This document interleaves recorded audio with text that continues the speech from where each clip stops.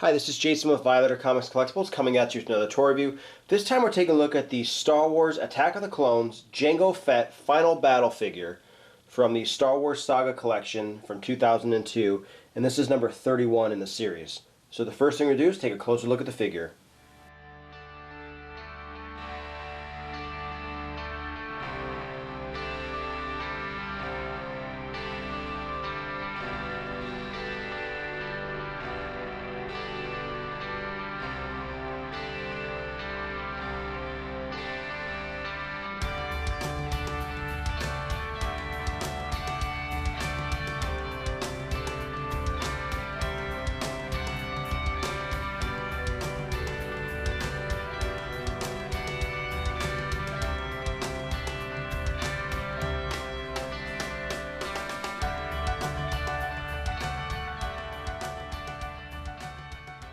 Okay, so taking a look at this Jango Fett figure. So this is obviously from the final battle in the movie, and this is from 2002. So they did also do a 2003 series as well, but he's number 31 in the 2002 series, which came out for the movie release of the Attack of the Clones. So really nice figure.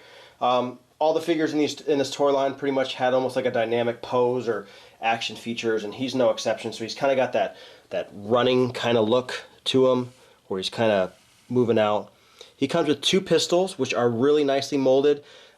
With the other Jango Fett figure that I reviewed, he had holsters that were actually sculpted into the legs and the hips.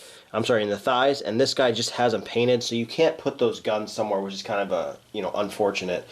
Another nice feature of this guy is his little antenna can actually go down and move, and I think that's really cool. Different things they showed actually in the movie, this one can actually do that. And then we go on to the back. So this is actually the jetpack that was in the end of the movie, because he did change jetpacks throughout the movie. And this does come off. You can just pull that off from him. And the other one, actually, if you have the other one from the toy line, it can fit. It's the same peg, pretty straightforward, pretty nice. His other feature, he's obviously got this gigantic flame, which is basically a missile.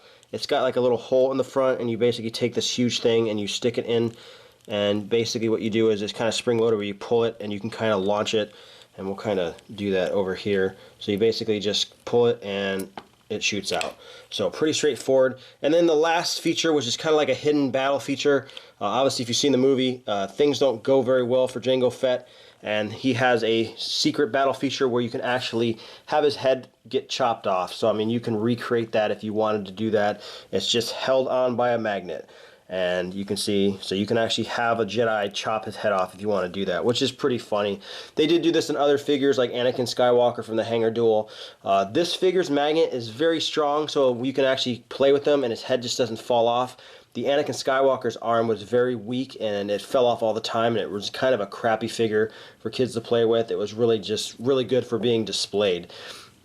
So articulation, so he can move his arm up and down, and the same thing in here, he can move his arm up and down, and he does have a little rotation right here. He does move at the waist, and then his legs, each of his legs move forward and back at the hip. They kind of do pivot from here and move in and out. So not too much articulation on this guy. And then obviously, I'm sorry, his head does turn. It's really on a magnet, so you can pretty much do whatever you want with it. You could pull it off, you could turn it around, you could do the Exorcist if you wanted to.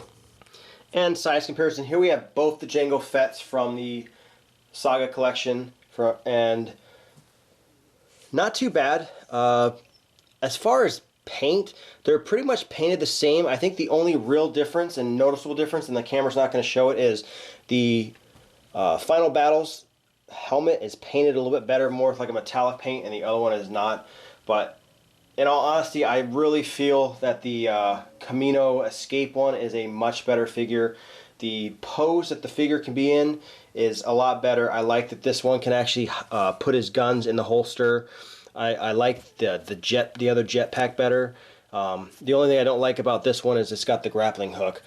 This guy, like I said, he's okay. He's missing those extra features. He doesn't have the holsters, which they could have easily done. His jetpack's nice. The battle feature for his helmet is, it's okay. I mean, I guess, I don't know how many times kids are going to play with him getting his head chopped off, but it's cool that it's there. I do like that the antenna does move. I think that's a nice feature that this one has over the Camino Escape one. And I do definitely like the flamethrower thing better than the grappling hook. The Final Battle one, this is one of those things where you can actually take it out and it's not hanging in there all the time. This grappling hook always has to stay on this figure unless you cut it off, and it's got the little string sticking out. So they both have their pluses and minuses, but I definitely think that the Camino Escape is a better Jango Fett, but you really can't go wrong with either of these figures. But, the Final Battle is a very viable and nice option if you're looking for a Jango Fett figure. So once again, this has been Jason with Violator Comics Collectibles. Any questions or comments, leave in the comment section below. If you like the video, hit the like button, subscribe to our YouTube channel, like us on Facebook, and I'll see you guys next time.